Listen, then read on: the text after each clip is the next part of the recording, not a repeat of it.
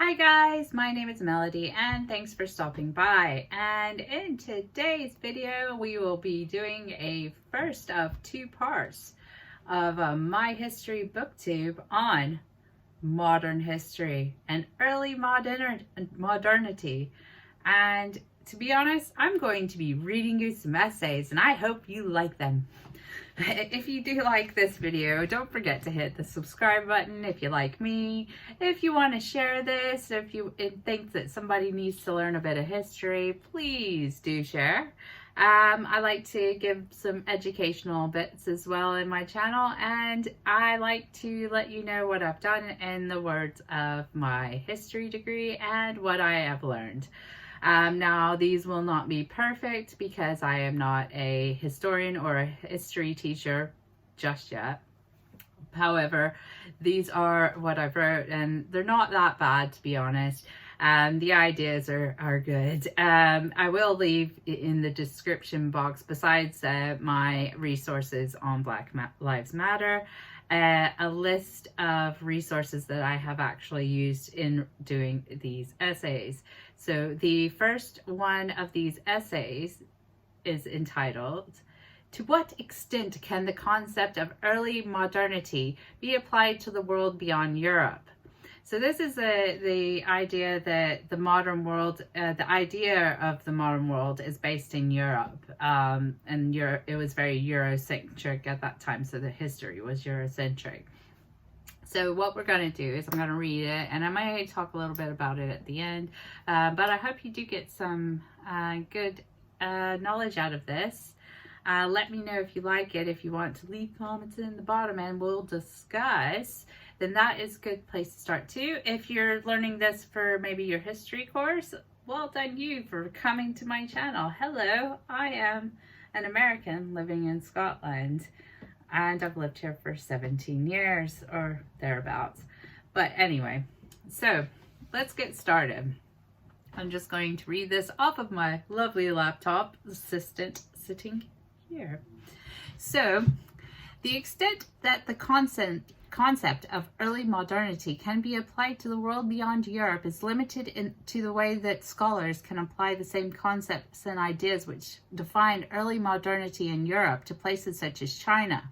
By attempting to define the progression of other countries during a period of time by using a distinctly Eurocentric approach can be problematic, as the question is raised of how far did societies within other countries progress at the same rate during the same period of time as those in Europe.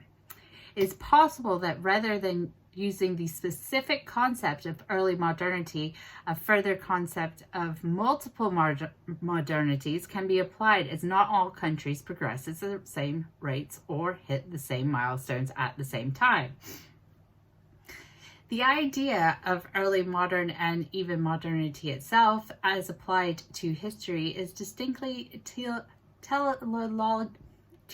teleological, I can't ever pronounce that word, in nature, as it sees human history as a progression to an eventual end. To understand how and why the terms of early modern and the modern are applied to historic periods of significance, the term modern must be explored. At the basic level, modern comes from the Latin moderni, which means the here and now. To be modern is to be conscious of your existence in a place and time during a periodization, as it could be said that the ancient Greeks and Romans did not know they lived in a classical period known as antiquity, or that people in the medieval period labeled themselves as so. The term itself seems to have been cemented in self-conscious by René Descartes in 1637, with scholars referring to themselves in a modern context after this point. It is the concept of the modern that is something new or novel happening in the world that has become the standard for modern period society, is progressing to an eventual endpoint where people will be at the pinnacle of their society. However, this is where the problem with periodization comes to the fore. The concept of early modernity did not gain traction until the late 1950s and 70s, And even now, the dates for the early modern period are not set in stone. While it is commonly accepted that the dates for early modernity are between 1500 and 1800, some scholars start in the 1450s while others begin in the 1490s, and a cutoff date implies that after the date of 1800, people were completely immersed in the modern. What scholars can agree on is that there is an overlapping period between the medieval ages and modernity in which several significant events caused society to progress into modernity. These central themes which define early modernity are a renewed demographic growth after the Black Plague disseminated the European population, economic expansion through manufacturing, the growth in authority of central government, i.e. the modern state, the Protestant Reformation, the rise of the individual, the decline in the status of women, which may have been the product of the Reformation, the beginning of the global age with exploration and new trade routes, the introduction of technologies such as printing and gunpowder, changes in the way that people thought during the Renaissance, scientific revolution, and the Enlightenment. As specific as the criteria on which scholars base early modernity on follows a uniquely European perspective in the period just after the medieval. It is this Eurocentric set of ideas or set of criteria that needs to be taken with skepticism when applying it to a global context. The term early modern is irrelevant without interconnected histories around the globe, such as the introduction of a global economy due to international trade routes, which appeared during this period. However, one reason for the period around 1500 to be used as the start of early modernity is the Gutenberg printing press. Elizabeth Einstein likened the success story of the European print boom to the importance of the invention of writing and the alphabet. If this marks the start of early modernity, then wouldn't the advent of mass printing in the East be the start of early modernity there, as it was invented some 600 years previously and yet did not have the same impact as it did in the West? The Ming Dynasty enjoyed a booming economy as well, with mass consumption and production being prevalent for centuries. However, the Qing Dynasty in China and the Tokugawa shoguns in Japan both had a unified and prosperous nations during early modernity, interconnected to Europe through the trade route of South American silver and tea. Otherwise, they were two very insular countries who viewed Europeans as barbarians.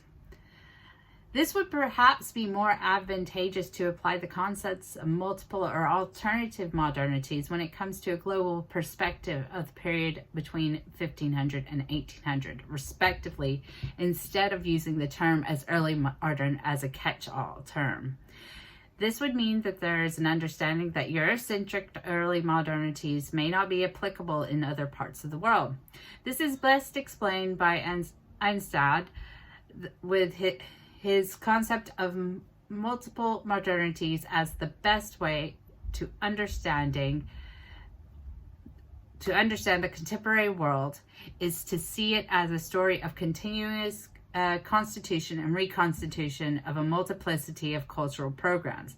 And what Western patterns of modernity are not the only authentic modernities.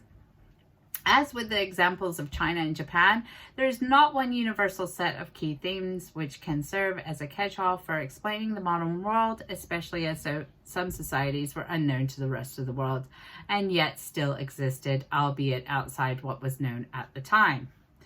However, the concept that similar catalysts may elicit different local responses, which caused alternative modernities to develop, may help to explain why not all historical trajectories are the same.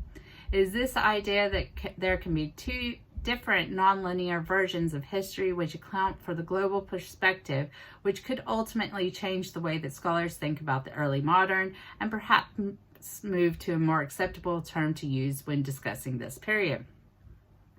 Applying the concept of early modernity based purely on European indicators to other cultures across the globe is problematic. It assumes that Europe is the center of the modern world.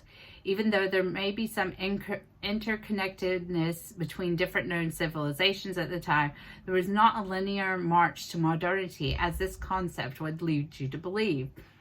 Therefore, the concepts of multiple or alternative modernities might be better positioned to explain the histories prior to the period we now call the modern, so that it can be better understood at what period a larger global connectedness occurred through the convergence of shared histories. Okay, so that's the end of that.